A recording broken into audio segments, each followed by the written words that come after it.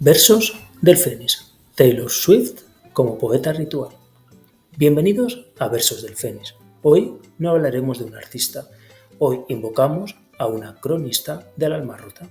Taylor Swift no canta para entretener, escribe para quienes siguen de pie con la mirada encendida. 1. La herida como altar. En canciones como My Tears Ricochet o You're Losing Me, la fidelidad se convierte en eco, el abandono en constelación y el silencio en verso que arde sin grizar. Taylor no narra rupturas, dramatiza el duelo como ritual de renacimiento. 2. El intento como llama. This is me trying. No es una confesión, es una súplica ritual, para quien ya no quiere desaparecer, pero tampoco sabe cómo quedarse. Cada palabra es un paso hacia la luz, aunque la sombra aún abrace. 3.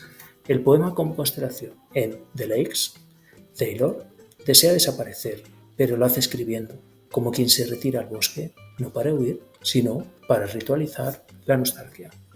Sus versos no buscan testigos, buscan almas que aún resisten. Cierre. Taylor Swift es más que una cantante, es poeta ritual.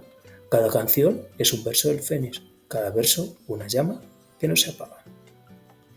Versos del Fénix, Taylor Swift como poeta ritual.